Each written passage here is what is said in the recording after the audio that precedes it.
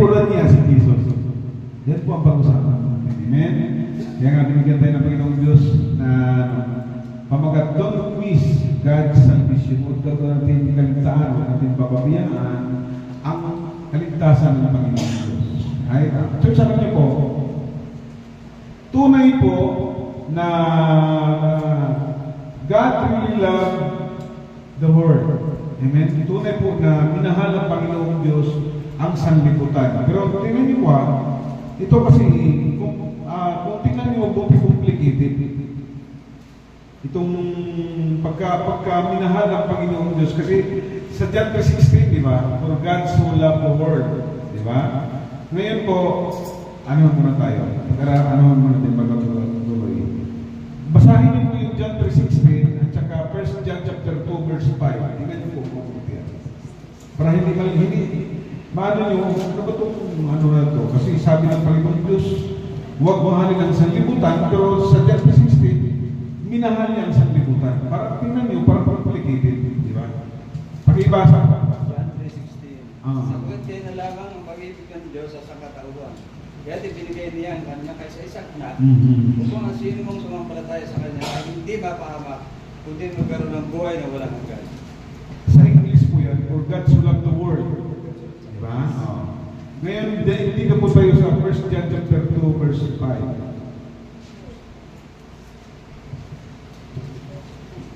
1 John 2:5. Ngunit ang tumutupad sa salita ng Diyos ay umiibig ng wagas sa Diyos. Sa ganitong nalalaman natin na tayo talagang nasa Kanya. Ang umibig, diba? Umiibig na wagas sa Diyos. Sa ganitong nalalaman natin na tayo 1 John 2:5. 1 John 2. So, tingnan nyo yan po, hindi po yan complicated na sabi ng Panginoong Diyos kasi, minahal niya ang sanlibutan. Pero ang ano dito, huwag niyo mahalin ang sanlibutan. Ang nagmahal sa sanlibutan, hindi minahal ng Ama. So hindi po yan complicated. Yung sa John 3:16, minahal po niya ang buong sangkatauhan, hindi po yung kalayawan dito sa sanlibutan. Yung humanity lang po, yung sangkatauhan lang po, yung minahal po niya. At tunay po, very true po, God really loved the world. Talagang minahal po niya ang sanlibutan. Yung mga kaluluwa dyan sa sanlibutan, yan po ang minahal ng Panginoon Diyos. Kasi po, the most precious blessing po is personally served by God. Ano ba? Kasi ang pinakamahal na pagpapala po, talagang personally served by God. Amen? Unlike sa common blessing po, hindi kagaya sa common blessing po, na nilikha ng Panginoong Diyos before man was created. So, yung personal hope na binigay ni Jesus yung buhay niya, yun po ang pinakamahal, precious blessing. Ngayon po, yung common blessing niya, yung init ng araw, yung hangin, di ba? Mayroon tayong tubig, yan yung common blessing. Nilikha po yan before the man created. Now, but the problema, kapatid, ang problema, kahit na pinakamahal na blessing na siniserve ng Panginoong Diyos, mostly people po still miss to get the precious blessing. Talagang nakaligtaan po. Kahit na siniserve na ng Panginoong Diyos, ayaw pagtanggapin ng mga tao ang pinakamahal na pagpapala or yung salvation. Halos ayaw pagtanggapin ng Panginoong Diyos. Sa kabila ho na ito po'y buhay po ng kanyang anak. Now, on our passage, mga kapatid, pinakita dito, refusal upon Poncio Pilato to know the truth. Kasi tingnan nyo, basahin ko ito Kung gano'n isa kang hari, sabi ni Pilato, sumagot si Jesus, ikaw na ang nagsabing ako'y hari. Ito ang dahilan kung bakit ako pinanganak at naparito sa sanlibutan upang magpatutuo tungkol sa katotohanan. katotohanan. Nakinig sa akin ang tinig ng sinumang nasa katotohanan. Yan sinasabi ng Jesus. Sa 38, ano ba ang katotohanan? Nagtanong si Pilato. Diba? Nagtanong, ano ba ang katotohanan? Pagkasabi nito, lumabas si Pilato. Yun lang ang ano niya. Nagtanong na sa ano ba katotohanan? Lumabas si Pilato at sinabi sa mga Hudyo, wala akong nakitang dahilan upang patulan siya. Pagkasabi noon, hinarap niya yung mga tao at nagbigay siya ng wala akong dahilan para patulan siya. Although maganda yung pagkasabi niya kasi hindi siya nagbigay ng verdict ng Panginoong Diyos. Naghugas pa siya ng kamay dyan. Bakit siya naghugas ng kamay? Naghugas pa siya ng kamay niya. Kasi po sa lumang tipan po, yan po yung na ibig sabihin, wala siyang kasalanan na ibinigay na desisyon. Mga tao na ang desisyon niya. Amen? Now, sa passage natin ito, pinakita yung pagpagpinig ni Poncio Pilato para malaman ang katotohanan. At tumalikod siya. Tinalikuran niya ang offer ng Panginoong Diyos. At nagre-reflect po yan, our way of accepting Christ. Nagre-reflect po yung ginawa ni Pilato sa pagtanggap natin ng Panginoong Diyos na makaligtaan natin, natin yun, mamimiss po natin yung kaligtasan by turning also our back. Sa pagtalikod po natin sa ating likod sa Panginoong Diyos. Pagtalikod natin sa kaligtasan ng Panginoong Diyos. Now, ang tanong ko, did we really miss the salvation? Talagang di ba natin natanggap ang katotohanan? Di ba nakaligtaan ba natin ang kaligtasan? Yes po. Sa paano mga kapatid? Number 1 po, knowing only Jesus but not His suffering. Alam niyo ba yan? Sa paano nakaligtaan natin ang blessing ng Panginoong Diyos? Alam na natin si Jesus, pero hindi natin alam yung kanyang sakripisyo. Kilala na natin si Jesus, pero yung sakripisyo din natin nakikilala. Right? Church, alam niyo po, mostly our way of relationship po at communicating to God is like friendly gesture. Alam niyo ba yan? Yung pakipag-ugnayan, yung relasyon po natin sa Panginoong Diyos ay parang parang pang trupa style lang. Amen? Yung iba taken for granted lang. Parang papanakimputas lang ang pangalan natin sa Panginoong Diyos. Amen? Yung iba naman, kung may pakinabang, di ba? Kung may pakinabang, tayo, Panginoong Diyos, sa atin talagang inano po natin, mahalin po natin ang Panginoong Diyos. Yung iba naman, parang ginagawang Santa Claus ang Panginoong Diyos. Hindi ito. Lahat ng pangailangan na tingin natin sa Panginoong Diyos. Amen? Parang lang siya, parang ginawa lang natin siya genie. Di ba? Parang ang genie ba, ginaganon yung lang sa parang. Tapos, pag lumabas yung genie, hiningin yung tatlong wish, di ba? Parang gano'n ang trato natin sa Panginoong Diyos. Yung iba naman, pero mayroon naman mayroon din naman konti na ginawa siyang God sa ating panampalataya. Now, and all our way of relationship at communicating sa Panginoong Diyos is similar to Pilato. Yung pamamaraan po ng relasyon at ipagpagnayan natin sa Panginoong Diyos ay parang si Pilato. Kung tingnan niyo po sa 37A po, yung 37A tayo, kung gano'n isa ka nga hari, sabi ni Pilato, sumagot si Jesus, ikaw na ang nagsabing ako'y hari. Ito ang dahilan kung bakit ako't ipinanganak at naparito sa sanlibutan. Yan. A po. So,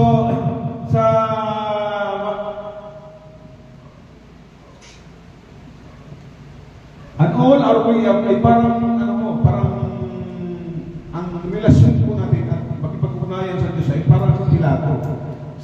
13:17, pinakita dito, Pilato almost to the throat. Di ba ba? Halos nandoon na sa katotohanan si Pilato. Ayan o.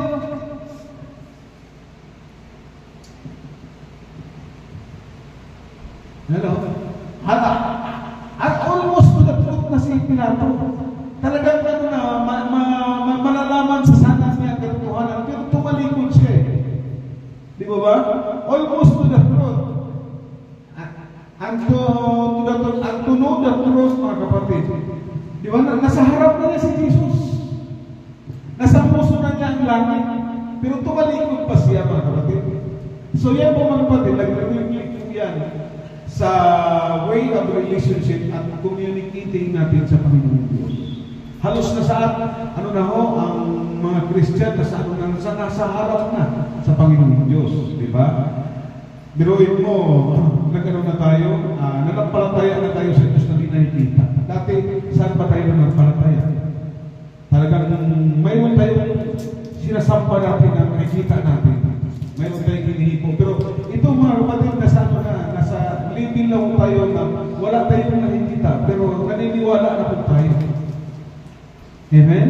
Pero mga kapatid, parang ano po natin, parang parehas po natin si Pilato kasi nasa ano na tayo sa Panginoon Diyos eh. Nasa harap natin ang Panginoon Diyos, nasa ano natin nasa puso na ang langit. Right? It reflects to ourselves. We turn our back to the biggest benefit from Jesus, mga kapatid. Napansin niyo, mga Kristiyano, mga kapatid, na tinalikuran po ang the biggest benefits from Jesus. We just know the name, His name, not His suffering. Alam lang po ng mga Kristiyano ang pangalang Jesus, pero hindi inalam yung kanyang sakripisyo. But ang sakripisyo para sa atin. Ano ba yung sakripisyo ni Jesus, mga kapatid? Ano ba yung sakripisyo ni Jesus? Number one, ang unang sakripisyo, umalis siya sa langit. Umalis siya sa trono niya. Di ba? Alam natin si Jesus, pero di natin nalalaman, umalis na siya sa trono niya. Ano ba yung trono niya? Ano ba yung langit, mga kapatid? Di ba yung langit yung walang hanggang kaligayahan? Amen? Pero, ano siya nilayasan mo ngayon?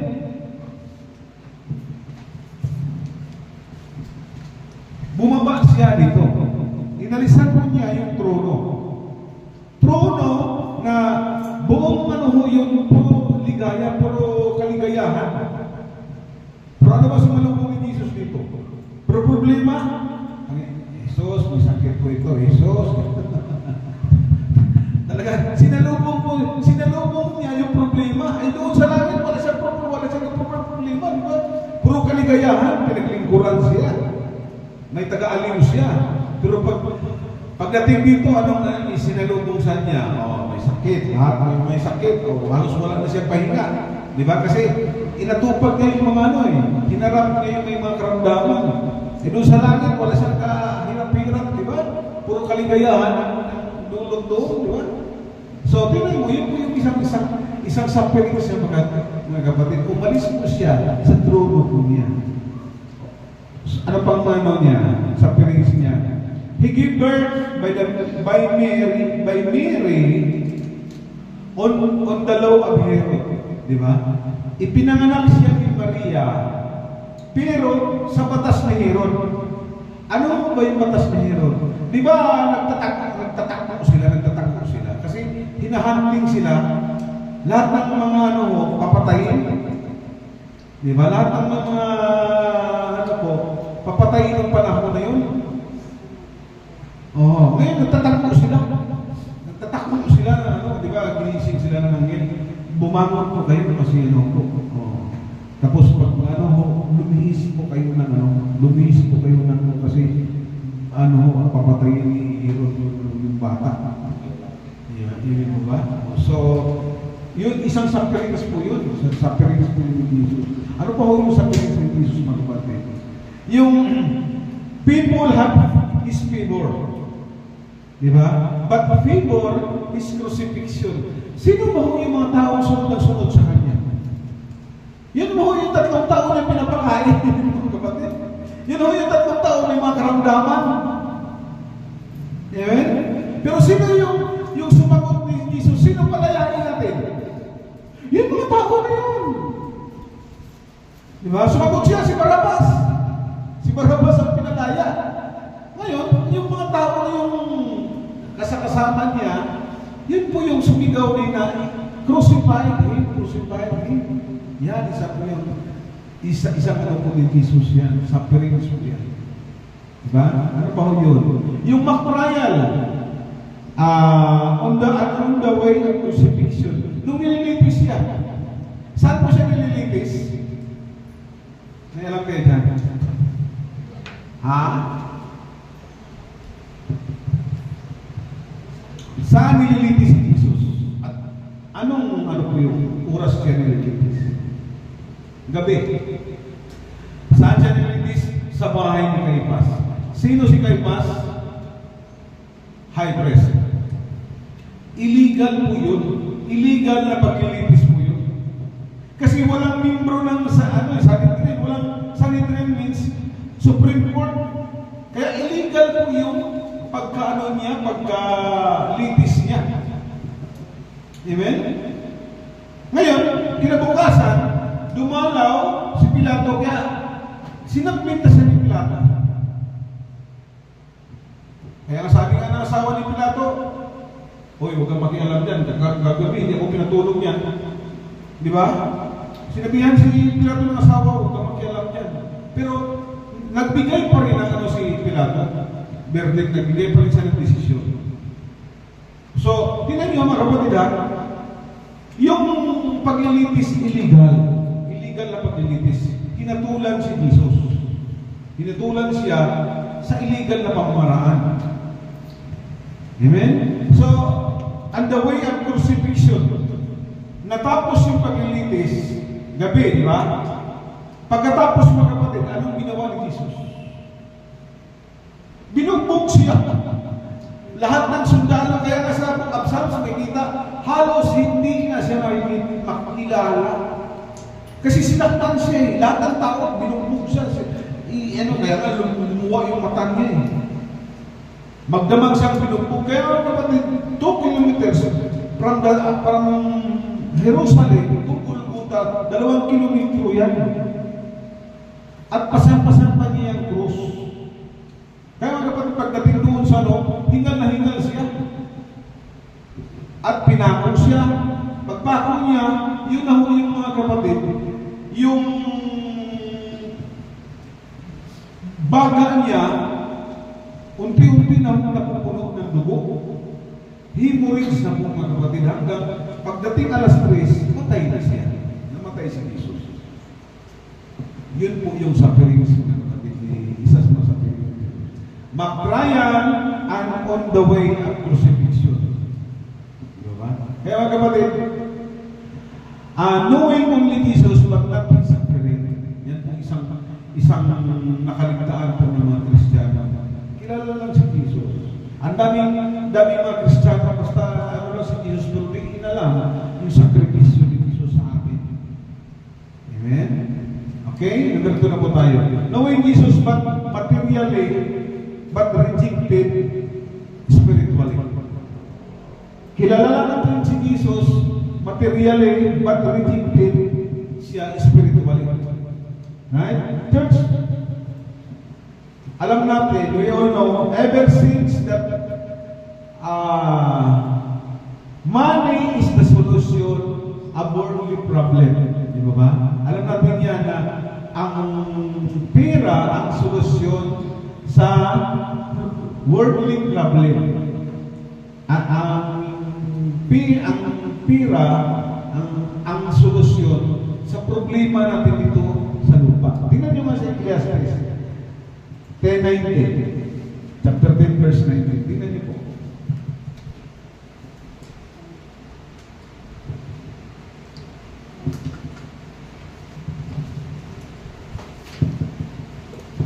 NIV, sino may NIV dyan?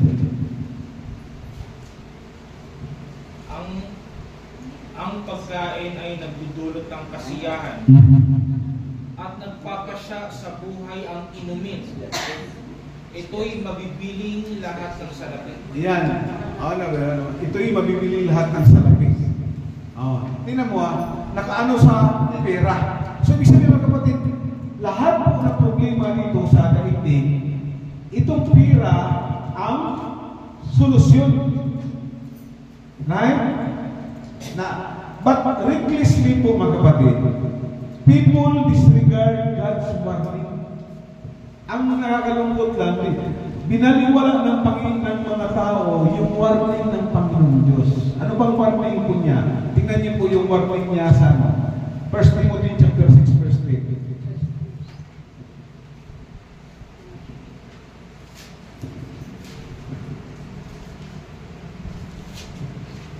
Sapagkat ang pag-ibig sa salapi ay ugat ng lahat ng kasamaan. Yes po. Dahil sa paghahangad na yumaman, may mga taong nalalayo sa pananampalataya at nasasadlak sa maraming kapigatian. Yan nyo hindi po yan complicated Hindi po yan complicated na yung dalawang verse na yan. Lahat po ng problema dito, solusyon ng pera at pinagbabawal naman ng Panginoong Diyos ang mahalin ng pera. Hindi masama ang pera. Yung pag-ibig lang ang masama. Hindi mo ba? Now, but instead mga kapatid, hindi yan complicated, but instead, ang complicated po, we are complicated by the law of God. Tayo po ang complicated. Tayo po ang may problema sa batas ng Panginoong Diyos. Hindi po ang Diyos ang problema sa kanyang batas. Amen? Knowing Christ is not for material securities, mga kapatid. Pagkilala ni Kristo ay hindi po yan para ho sa material securities. Pagkilala ni Kristo, hindi ho yun na para tumatak ang inyong income, dumadami ang inyong kayamanan, mga kapatid. But eternal securities po yan. Ibig sabihin, pagkilala ni Kristo, matatag ka pagkatapos ang buhay mo dito sa daigdig. Hindi yung pagkakilala ni Kristo, ay yayaman na po ako. Nag-Christian po ako, dadami na mo yung kayamanan mo, mga kapatid. Ang pagkilala ni Kristo ay eternal securities po yan. Now, 37b, tingnan natin yung mabuti yung 37b. Unawain natin yung mabuti yan. 37b, saan po tayo? Upang magpatutuo tungkol sa katotohanan, nakikinig sa akin ang sinumang nasa katotohanan. Tingnan yung mabuti yan. Upang magpatutuo tungkol sa katotohanan, nakikinig sa akin ang tinig ang sinumang nasa katotohanan. Tingnan nyo ang tao po na nasa eternal mga kapatid ay nagpatutuo sa katotohanan. Right? 37, citing that material must not the reason to reject Christ. Kung laliman mo pag-unawa yan, sabihin niya mga kapatid, ang material po, hindi po yan rason para i-reject po natin si Kristo. Kaya yung panghuling binasa ni dito, di ba? Yan po ang dahilan. Palibasa ko ulit. Yung 1 Timothy, sa Timothy 16. 16.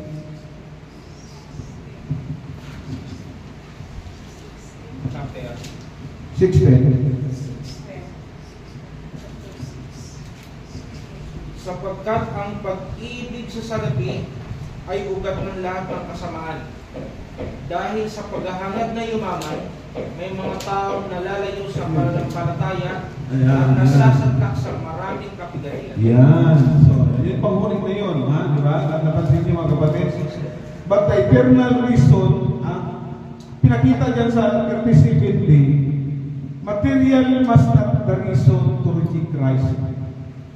Ang material po, yan po dapat hindi rason para i-reject po natin si Kristo. But eternal po, the reason to reject the love of material. Nako niyo po, ang material po, hindi po dapat ang rason para i-reject natin si Kristo. Pero po, ang eternal po, ang rason para i-reject natin ang mahalin ang material. Right? Ang eternal life po, yan po ang dahilan po. I-reject po natin, mahalin po ang material na bagay. Right? No material can defeat po. Dapat po, walang material po ang makakatalo if we decide we will serve God. Amen? Dapat po wala pong material na makatatalo po mga kapatid. Kung magdesisyon ka na maglingkod sa Panginoong Diyos. Church, marami pong tumanggi po sa paglilingkod ng Panginoong Diyos. Ay, may trabaho po ako. Ay, may ano po ako. Ay, mayroon po ako. Ano, mayroon po ako. Di po ba? So, tingnan mo. Sinabi na nga ni Jesus, unahin niyo lang ako. Diba? Unahin niyo ako at lahat ng pangailangan niyo ibigay ko sa inyo. Si Ate Max, inuna talaga niya yung ano. Inuna talaga niya yung Diyos. Tingnan mo, sumok ko yung amo niya. Sige, huwag ka na pumasok. Pero nung hindi niya inuna ng ano, Max, halika, hatin mo kami paglinggo, walang patawan yung ano niya, amo niya. Diba? O ngayon, pinag-ano niya na mas mahalaga yung linggo. Tumanggi na yung asawa. Ano yung asawa? Ate, tumanggi yung amo niya na sige, magsimba ka na. Di ba? Amen? No material, mga kapatid, can defeat. Wala pong dapat material, makatalo po, na mag-decide po tayo na maglingkod sa Panginoong Diyos. Jesus, di ba? Dapat po, Jesus spent the rest of our life. Dapat po si Jesus po, mga kapatid, lalo na yun, siya lang po yun hanggang sa dulo ng buhay natin.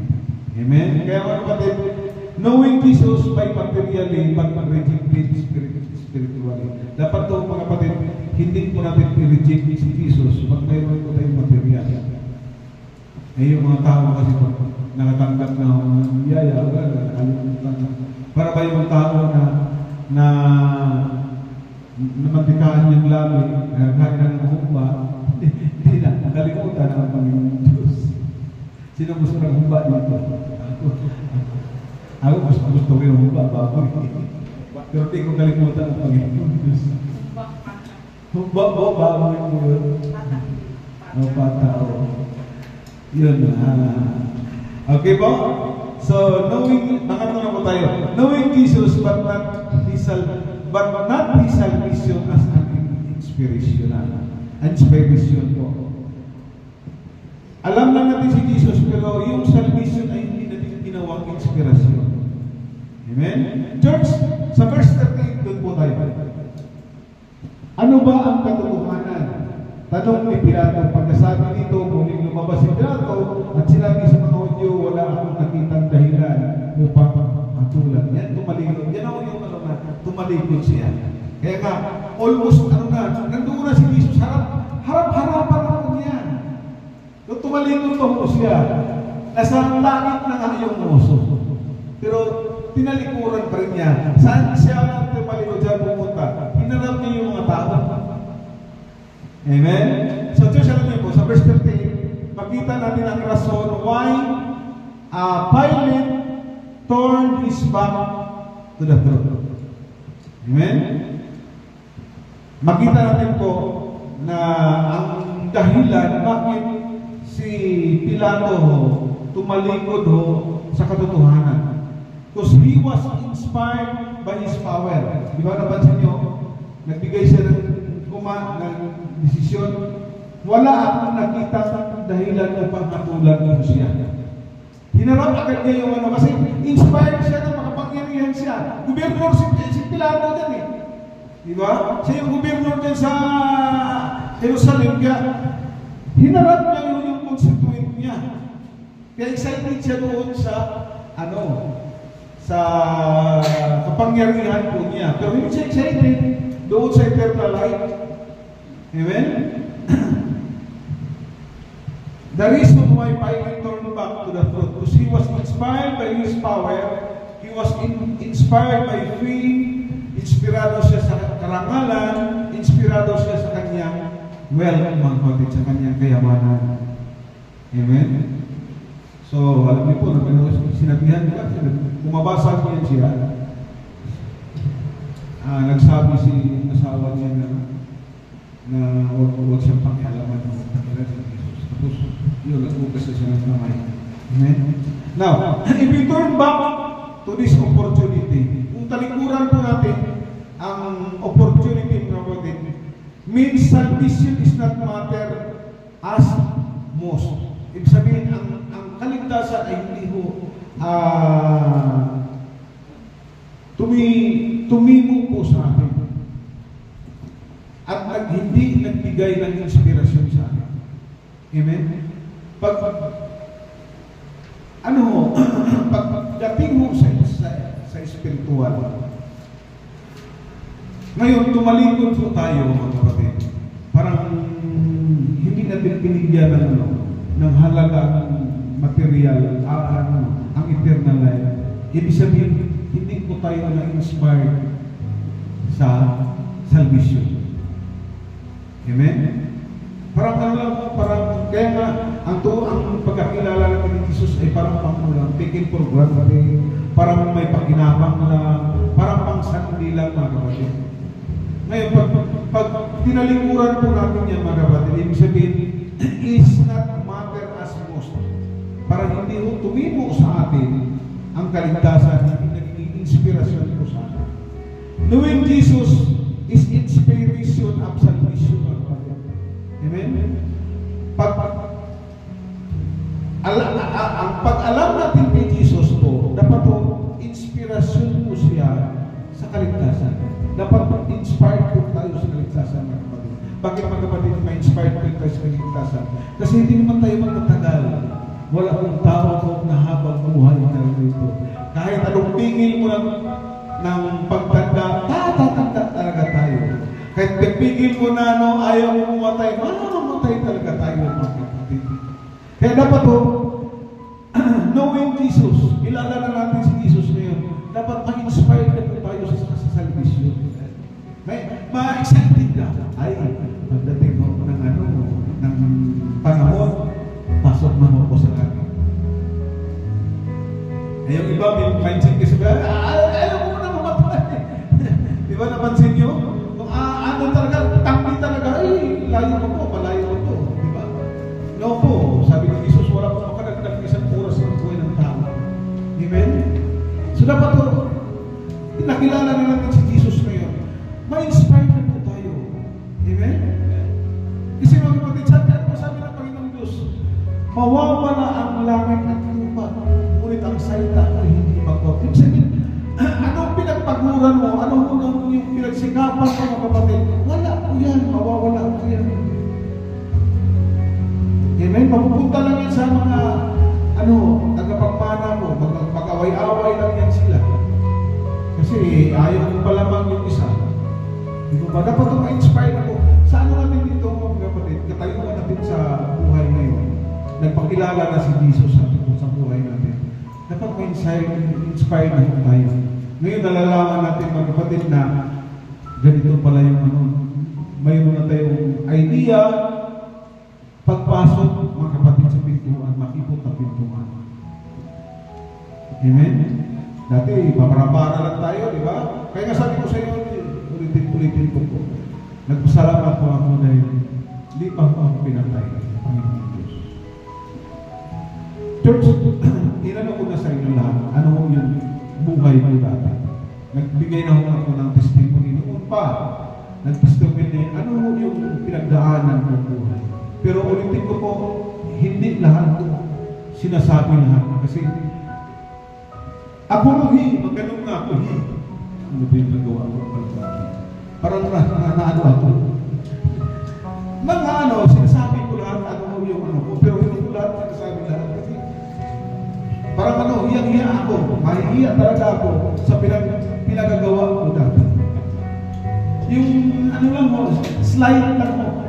Yung mga pinagdaanan lang ko lang dati, pero yung dati na talaga hindi ko sasabihin. Siguro, isama ko yun sa libingan ko siguro. Yung mga pinagdagawa ko dati. Kaya pasalamat po ako. Salamat pala dahil nakilala ko ang Panginoon ko sa maaga. At ngayon, na-inspired ko ako.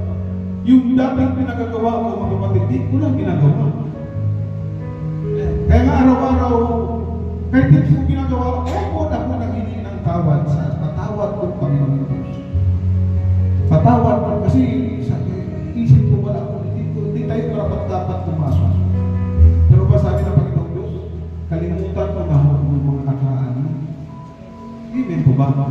Kaya nga, knowing Jesus is in inspiration, mga kapatid. Knowing inspiration of salvation. Knowing salvation, knowing your responsibility to your soul. Pagkaalam natin sa kaligtasan, malalaman po natin na mayroon pala tayong responsibilidad sa ating kaluluwa, mga kapatid. Amen? Kailan ko lang malalaman na may responsibilidad pala ako sa kaluluwa ko? Ngayon lang ang naging Christian ako. Pero ba, ulitin pa dati, yung kaluluwa ko, yan po yung para siya kinakalagkat ko pala. Di ba? Kung anong ipasok sa bunganga ko, anong klase inumin, parang ganun din siya. Kung umano ako ng lugar, ganun din ang inano ko sa ano. Parang ano siya, wala siyang magagawa. Kasi nasa loob ka nakulong siya sa ano sa ating katawan. Amen? Kaya mga kapatid, knowing ngayon, nagkaroon ako ng may responsibilidad pala tayo sa ating kaluluwa. Di pala basta-basta palagkarin natin ito kung anong inumin, painom mo, kung may droga, inumin, kung bisyong babae, bisuin mo, kung mayroong sugal, ipasugal mo. Ito mga kapatid, dapat ito, mahalin po natin ang ating kaluluwa. Kasi yan po mga kapatid, yun po yung hukuman, yun po yung haharapin ng Panginoon Diyos. Sa isang araw ng po sa korte mga kapatid, yan po ang haharap sa Panginoon Diyos. Kung anong ginagawa mo dito, yun po, makikita mo yan. Makikita mo yan sa bukap line mga kapatid na isusulat mo yan. Lahat ang mga ginagawa mo. Kaya todo hindi ako nagsusuloy sa Panginoon. Kasi nagawa ko na isusulat na yun sa ito. Di mo pwede purahin ito. Di mo pwede, Lord, sorry yung nakalaman mo kasi yung dati ginagawa ko. So, di ko natunaw ko yun. Kaya patawad ko kasi wala kasalanan ko lang. Kaya ngayon, todo ano ba, gawa ako ng mabuti para sa aking kaluluwa. Ginagawa ko yung responsibilidad to my soul. Amen? Kaya nga, huwag kayo mag-alala. Pagtingin sa lamin, ang daming kulubot. Kulubot talaga tayo. Kahit anong hadlang mo, kulubot talaga. Hindi ko sige dati, parang merkado yung buhok. Pero lahat tayo, papunta na ganyan, di ba? Puputin talaga tayo. Amen? Ang ano mga mahalaga ko, kapatid, yung kaluluwa natin. Itong katawang panglupa natin talagang babalik talaga sa lupa. May wala akong nakikita, hindi ko lang ano po, pero may idea mga kapatid. Napansin ko palagi, walang tumatanda na naglalakad na ganyan. Diba? Wala akong nakita ganyan. Lahat na matatanda na ganyan. Parang bumabalik sa lupa. Akin ko yan yung mental ko. Parang hinihila papunta ng lupa. Di ba? Kaya kung gamit ang tungkot, ipigil na sa pero anong pipil po na ugatin? Mayroon talaga yung naghintay. Hinihintay talaga yung lupa. Di ba? Kaya nga, bawal mo, manalangin tayo, Lord, kuhanin niyo na po ako. No, mga kapatid. Mayroon na po tayong nakatangka. Huwag natin gawing kriminal ang Panginoon ng Diyos. May nakatadhana na kung araw mo sa atin. Amen. So, pinagawa lang sa atin ng Panginoon ng Diyos. Huwag mabuti. Para magliluhanan ka, magliluhanan. Liliwanag ka. Pag nakita ng Panginoon Diyos na matatapos ang buhay mo, tapos nagliliwanag ang puso mo, siyempre, yung taga-sundo natin, mga kapatid, anghel po yan, mga anghel po yan, no? Yan po yun ang makikita ang liwanag sa Panginoon Diyos ko nagliliwanag. Pero pag nakita ng taga-sundo, ang dilim, hindi sa amin to. Madilim ang puso eh. Di ba? Hindi nagliliwanag. Ibig sabihin, nung buhay pa, hindi ito gumawa ng kabutihan. Kaya sabi ng Panginoon Diyos, di ba? Paliwanagin niyo, kayo ang ilaw ng sanlibutan. Paliwanagin niyo. Iyan pagliliwanag yan, dala-dala niyan hanggang kamatayan natin, mga kapatid. Matapos ang buhay natin, andyan na yung taga-sundo. Di ba? Saan nyo mababasa yung taga-sundo? Lazaro. Sila ba? At sinundo siya, dinala siya doon, di ba? Sa ni Abraham. Yung mahirap, saka yung mayaman. At yung naman, namatay din yung mayaman, sinundo din siya, dinala ko sa ilalim. Sinundo sa impyerno. Kita niya si Lazaro eh. Panginoon, kilala ko eh. So si Lazaro, hindi na siya kilala. Kasi nandun na siya. Bagong pangalan, bagong isipan, bagong katawan na siya. Yung mayaman, hindi na niya kilala. Pero yung mayaman, nandun sa impyerno, kilala na niya. Amen? Kilala niya yung mahirap. Diba? Panginoon, kilala ko na, yung humihinga, nangalkal na masura sa namin, sa tapat namin. Amen? Isabay silang namatay. Diba? Namatay. Ay, nauna pala, kunti yung mahirap. Ano kinamatay ng mahirap? Rabies yun. Kasi nakita mo, marami siyang galis, di ba? Marami siyang sa mga aso. Dinilaan yung aso yung niya, nagkaroon siya na. Pero actually po, ano po yan sa mga scholars po, kasi inano nila, ano ba pinamatay itong mahirap? Pero walang sinasabi niyan sa Bible na rabies talaga. Ano lang, as mga scholar lang yan, Bible scholar. Ito kasi may sugat. Puno na sugat ang katawan eh, tapos may aso. Dinilaan na daw. Mabasa natin, dinilaan ng aso yung mga sugat niya, nagka-rabies niya. Amen mo ba? So, knowing Jesus, mga kapatid, is knowing your responsibility to your soul. And fulfilling your responsibility as a Christian means sitting beside Jesus in heaven.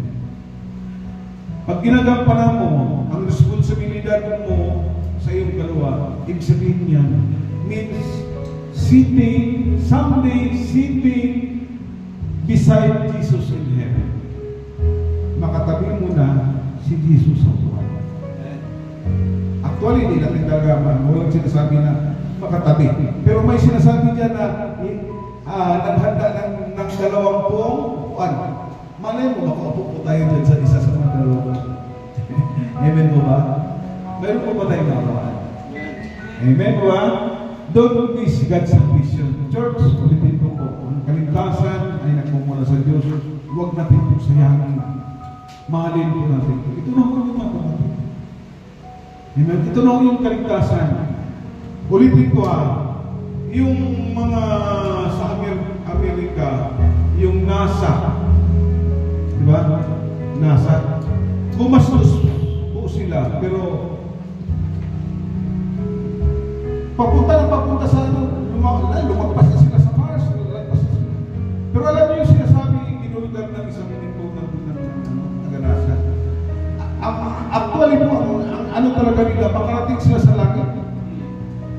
Mapuntahan nila yung langit, kaya gumastos siya billions of dollar para alamin talaga kung talagang talagang langit. Amen? Pero church, sabihin ko po, nasa ating muso na yung langit. Kasi nandiyan sa harap natin si Jesus. Di natin siya nakikita, pero naniniwala tayo. Amen? Dati, naroon tayo sa relihiyon, di ba? Ang akala natin, yun ako, yun. Yun na ho yung ano natin, church na nakikita. Wala natin nakikita. Pero buhay na buhay sa Santo Isidro. At that is mga kapatid, knowing Jesus, mga kapatid, yan po ang salvation.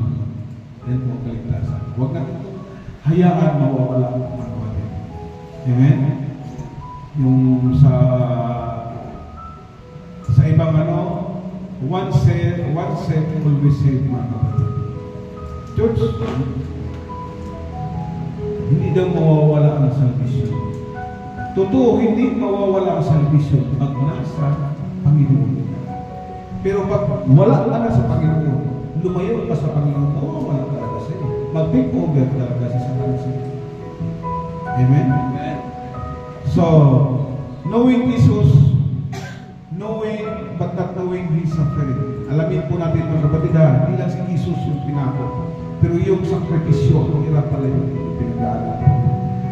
Pangalawa, knowing Jesus by materially mga kapatid, but rejecting spiritually. Huwag natin i-reject po ang spiritual mga kapatid. Ha? Pangatlo, knowing Jesus but not His salvation as an inspiration. Dapat po ma-inspire na po tayo sa kaligtasan. Ulitin po, ang kaligtasan ay hindi po yan mabili ng kayamanan. Ano man sabi na sa Book of Acts, hindi ba mabili yung ano? Diba yung sila si Peter at si John? Sinabihan sila ng ano, kasi nakita naman na nakapagpagaling sila ng mga kinausap sila ng mayaman. Pwede bang mabili ng ganyan? Ano sabi ni Peter? Hindi po ito mabibili ng kayamanan. Ibig sabihin yung langit, mga kapatid, hindi mababayaran. Walang makapagbayan ng kayamanan about sa salvation. Ikaw dapat pumasok. Ikaw po, mga kapatid, ang may responsibilidad sa ito. Amen po. Amen. Nanalangin ko tayo. Magbanal salamat. Salamat, Lord God. Dahil sa mga